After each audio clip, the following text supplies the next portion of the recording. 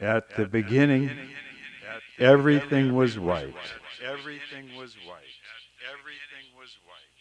And then, in God's deepest dream, there was a spark of fertility.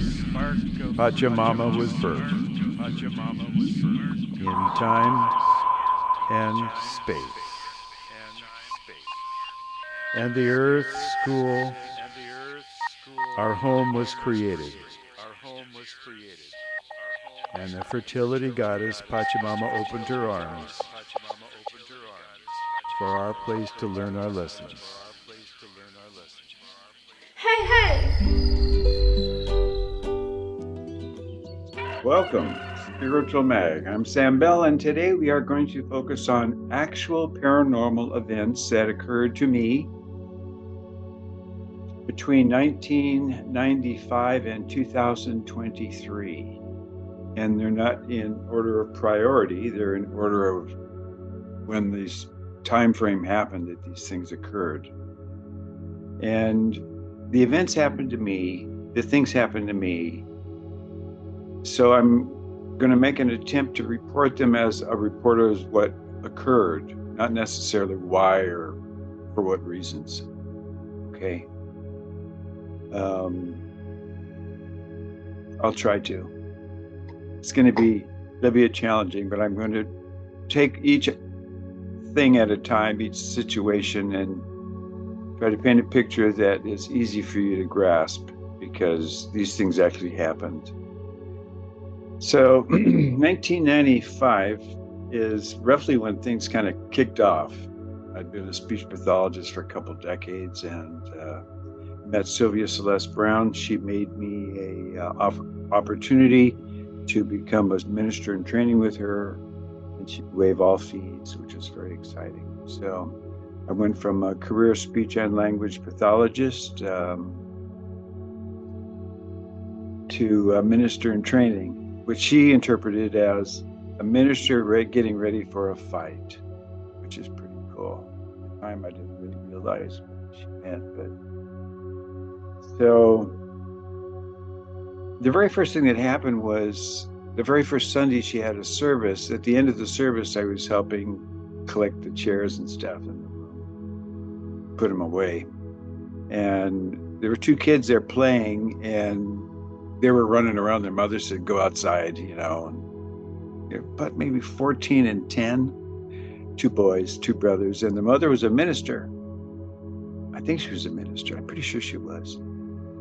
So they wanted a pet, but they lived in an apartment. They couldn't have a pet. So it was like, we want a pet. They were going, guinea pig or whatever.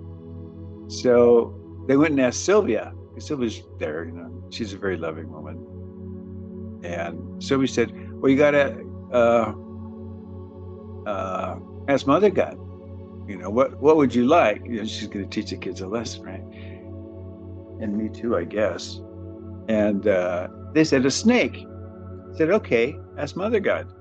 So I'm like, oh, that's nice. That's so sweet. She's consistent. It's this thing she's talking about. She's telling these boys, just ask Mother God. Now, I hadn't seen any super miracles or anything, flat out, pure miracles. This is the first Sunday there. We went out into the parking lot, and on the opposite side of the street was a boa constrictor about 2 feet long in San Jose, California. Actually, it was Cupertino next to a riverbed.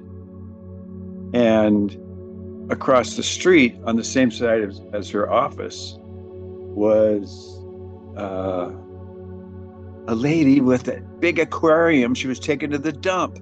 Please, she was emptying a storage building. I went, what? And the boa constrictor, I don't know what the story was, but it wasn't like a California snake. It was a boa constrictor.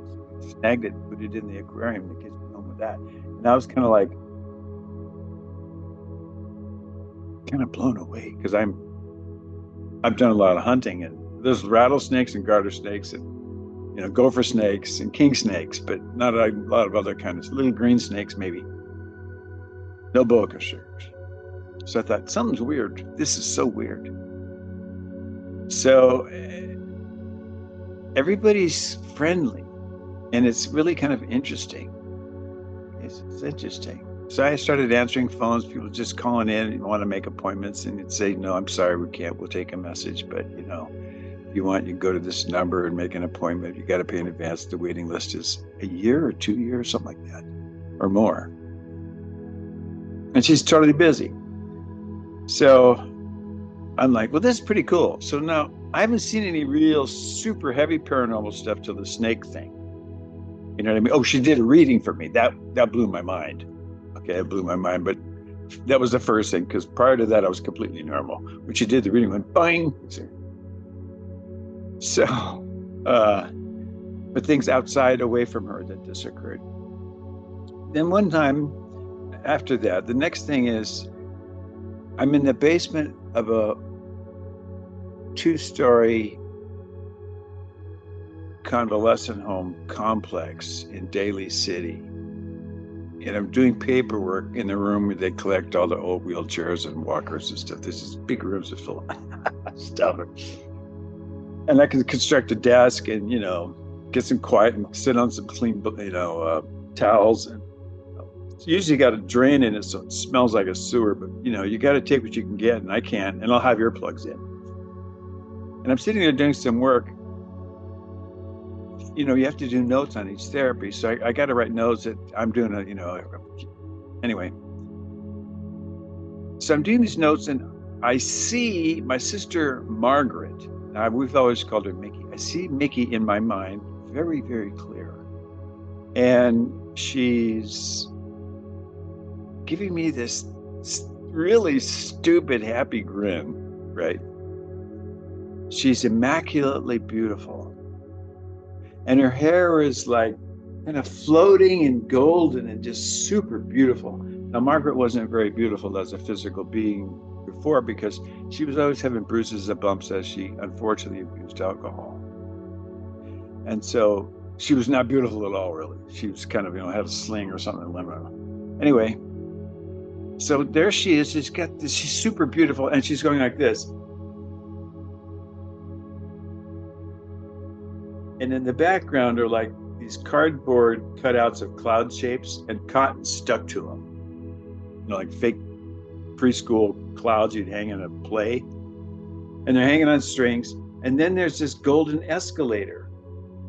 And she's going up this golden escalator. She's going, right? I'm like, wow, that is so weird. Man, that is weird. She got to air out this room or something. I don't know what the hell. So, and then the program director comes. It was a nurse. Nurse came down and said, "Mr. Bell, your ex-wife's on the phone." I'm like, oh God, what's going on? So I go talk to Debbie. Debbie says, Mickey got hit by a truck and she's just never broke. That was the next thing that happened. So, next thing that happened, and this is still while I'm hanging with Sylvia, Gordon, who's the dietitian in the same facility, brings me to a sweat lodge ceremony with Charlie Tom from Shasta Tribe, a real sweat lodge ceremony. And I went through the first one, and it only cooked me. I didn't die. And the second one was a medicine woman doing it. Charlie Tom was on next to me on my right. He did the first one, the water and the whole thing. It's a big deal. It's procedural, like hardcore stuff. So the second time was the lady, and before the thing even started, before they even shut the door, it was twice as hot as the first one. And I figured I'm gonna effing die. I bent over, my head's burning. I figured my hair on top of my head's burning. I'm not limber, and I've got a hole dug in the mud and this straw, and I'm trying to breathe into the hole, and I'm thinking, well, I'm going to die. At least I'm dying doing something, but I'm going to die. There's no question about it. And in my mind, again, this image is super clear. It's a big squirrel, big squirrel, big, like a gray squirrel, like the profile you see with the big tail, big squirrel. And I'm like, what in the F is a stupid squirrel doing? I'm thinking that, right? I'm thinking, and Charlie Tom goes, his elbow goes pow, really hard. Now you can't leave these things. There's guards at the door. Indian dude kind of, sworn to keep the guard at the door. Charlie Tom goes, pow. I feel squirrely. And he grabs my hand and he drags me out of there. He drags me out of there. Now, we're on the far side on the back, on the edge. So we climbed over everybody like a bunch of rude animals. It was just ugly. It was ugly. So that early evening, his son, Crazy Bear, came and got me and said, Charlie wants to see you. He's the medicine man. So he's there with his eagle feather. They're fetish, these eagle feathers. And so I'm figuring he's going to say, you failed to, hang in there and you broke the Indian code or something. Take a hike. You don't have to go home, but you can't stay here, white man. And he comes out of his little trailer. I think he had a little son there too. And he gives me the feather. And he said, you saw the squirrel because the squirrels are the communicators and they go to the top of the trees and warn people. That's why you saw that squirrel. And I'm like, how does he know I saw a squirrel? And I was wondering, why did he say, I feel squirrely? That's what I'm thinking. So that was like the next thing that happened. Okay. After I no longer participated directly with Sylvia's organization, but they're always in my prayers, man, especially her son. Same hospital, I'm working there. I meet Leo, okay. So Leo's a hardcore Catholic. He's Fargo Countermeasures. Actually, it's Fargo Countermeasures Manufacturers and Sabre Laboratories. He's the gentleman who would provide listening devices and intercepting devices for police agencies, federal agencies, the Army, Navy, and the Marines, Air Force, but not the FBI. Okay, everybody else bad. State police, sheriffs, the Vatican. So the nurse told him that I channeled angels, or he heard them talking about it. So he thought, I'm full of shit. So he's a hardcore Catholic. So, he says, I go, okay, well, here we go. So his guardian angel brings information in along with Marcel Vogel, the crystal guy, Marcel Vogel. So Marcel shared an office with Leo in an occasional office in San Francisco. Office, quote unquote. So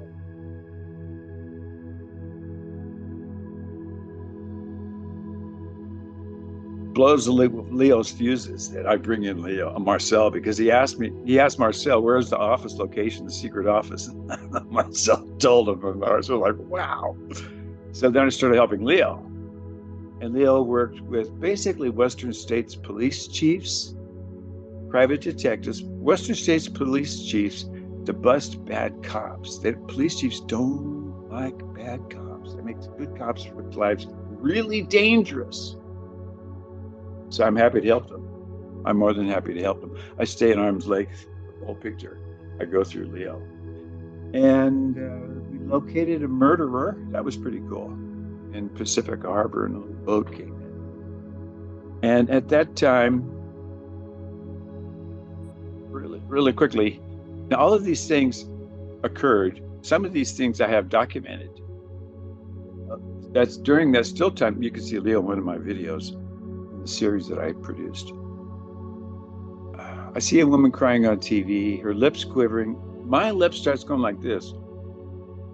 I can't do that without my hand. Okay, but that's what my lips started doing. It actually felt like somebody was yanking on my lip.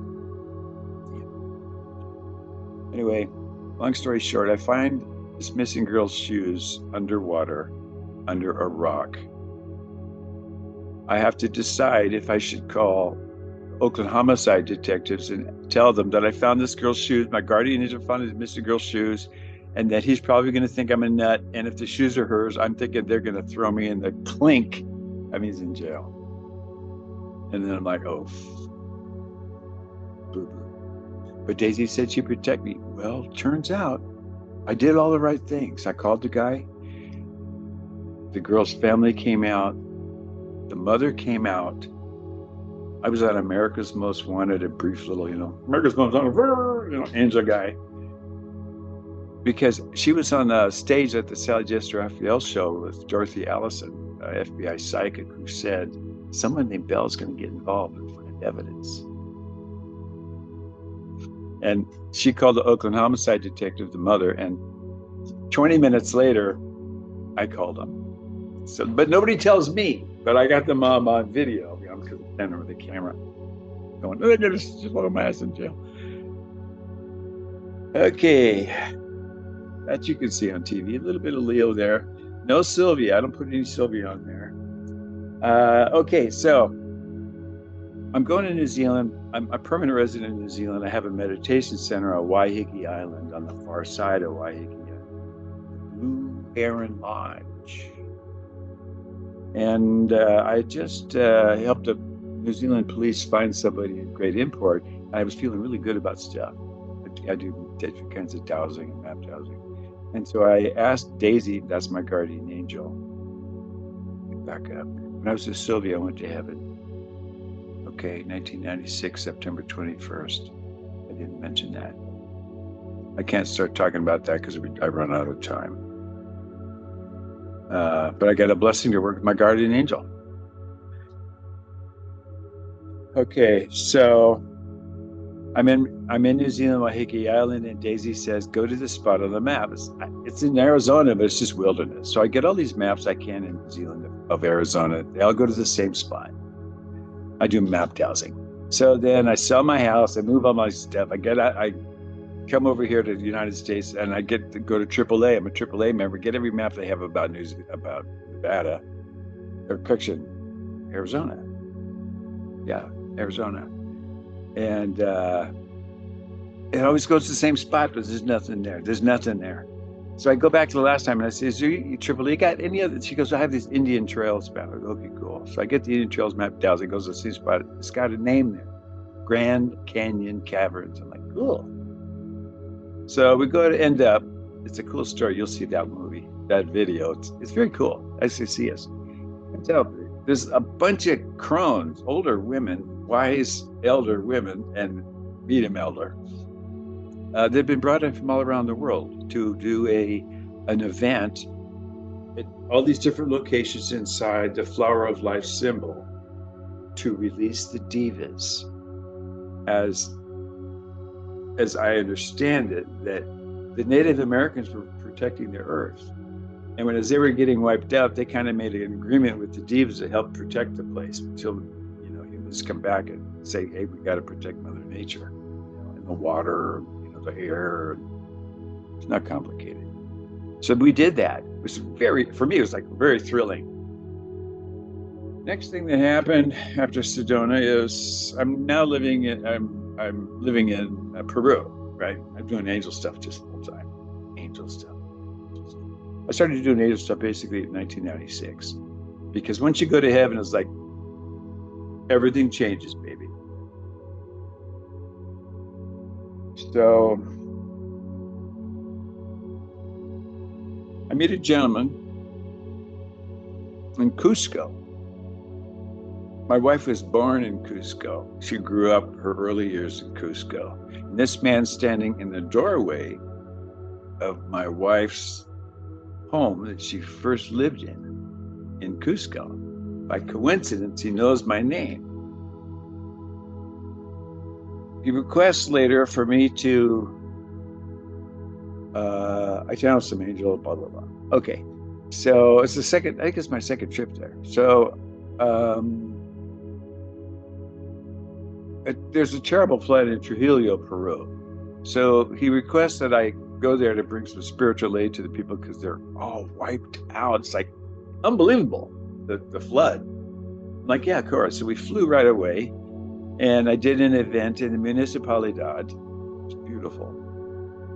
And at the beginning of the trip, he said he was going to call in a UFO. We are going to call in a UFO. I thought, okay, guys, go. Sounds good to me. I'm not not taking it serious, but I'm not absorbing it. So after the event, we go to Black Rock Beach. Okay, go to Black Rock Beach. We go to a place for like an overnight. My wife, my camera guy, Jared, camera guy producer at the time, and this Peruvian journalist, Guillermo, recognized award-winning Peruvian journalist here in Peru. So we show up, there's kind of like nothing there.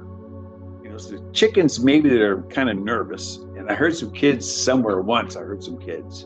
But basically there's some white plastic chairs and like no electricity or refrigeration or anything. And it's just kind of a guy walking around in sandals trying to be nice and, you know, buy a soda or something. Or go broke and get a, you know, chicken and French fries. You can whip that up pretty quickly.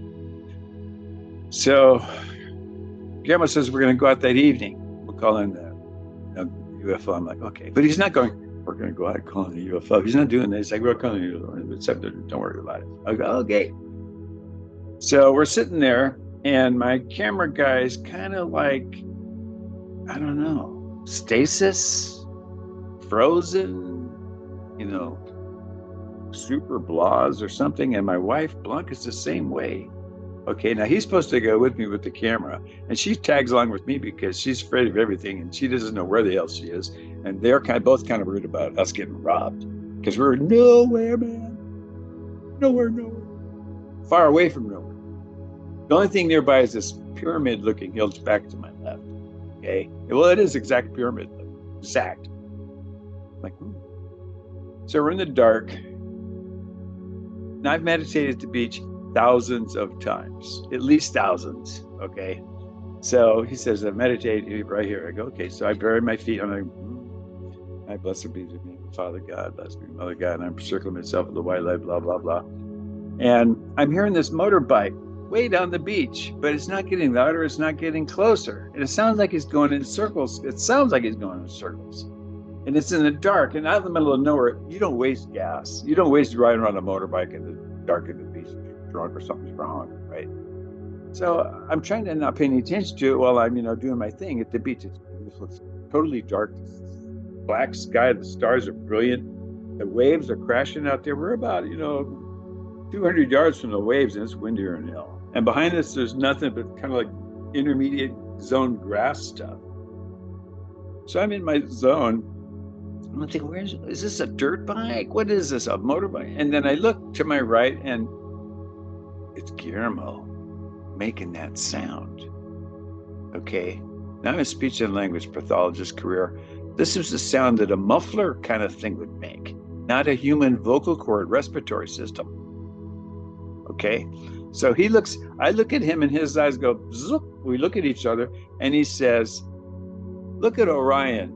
Now, let's make it clear. I don't know anything about Orion. I know onions. I don't know anything about Orion. I don't even know what it is or anything or where it is. He said, I look at him, he goes, look at Orion. I looked directly at Orion. Like, how do I know where Orion is? I look directly at Orion. Okay. So I'm looking at this little star up there. And suddenly this little shiny thing up there. And suddenly it goes from there to like here. Okay. And I don't know if here is 100 miles above me, a mile above me, 1,000 miles above me. All I know is this thing's really big. Okay. And I'm like, it's not like a split second. It was no split second. It was just, then it was here. Okay. And then when my mind said, the first thing I thought is, let me back up. I do goose hunting, duck hunting, pheasant hunting. So distances, I can kind of have an idea. Also rifle, pigs and deer stuff. So I'm a little, up to a couple hundred yards, I have an idea, but you really can't tell distances, especially in the dark with light. You don't know, you can't tell. You just can't tell. But all I knew was it was the biggest thing I've ever seen. Right? So my mind goes, how big is that? And that's the last thing I remember. My mind said, how big is that? With the T, just before the end of the T, my mind went blank. Okay, so I don't remember what happened after that. Later, I come to walking towards the one light where the road ends, the dirt road ends at Black Rock Beach. And I'm coming to and I'm going, what happened? I look at Guillermo to my left and go, what happened? And he looks at me, he looks like he's kind of pissed off. He goes, they already knew you. They said to call you Daliman. I'm like, oh. I'm like, you know, I'm kind of like, you know, I'm not in shock. I don't know. I'm kind of mixed. I don't know what's going on. So we get back to the white chairs. My wife, Blanca, and Jared, they're in a complete trance. They can't talk. They can't look. They can't say anything. They can't talk about the weather or the food or air or anything. We just like, we go back and go to sleep. I'm like, what the hell was that? Okay. So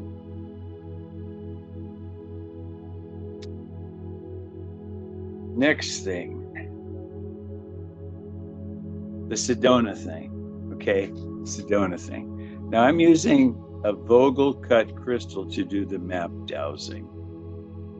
So we go do the event that turns out to be Grand Canyon Caverns, the place on the map that I located in New Zealand and in California. And I didn't know what was going to happen. When we got there, a lady walked up and said, you're supposed to be here. Rita Livingston, she said, you're supposed to be here. It's in the video. It's kind of cool. So, okay, now I'm in Peru.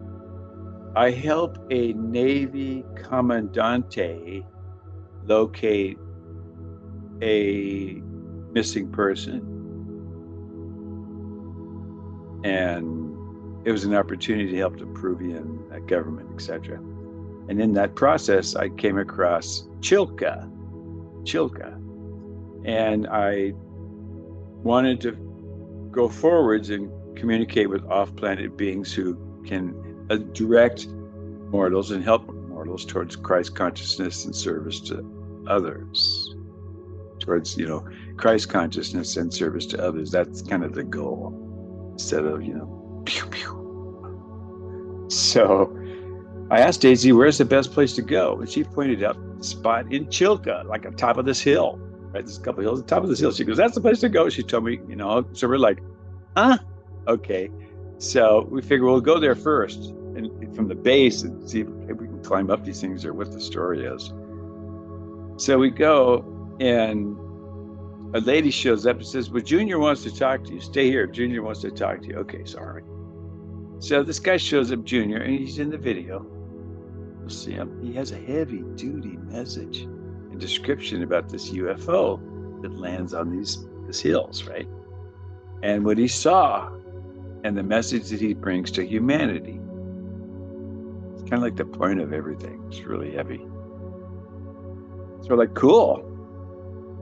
So we're like, okay, we're going to come back and do it.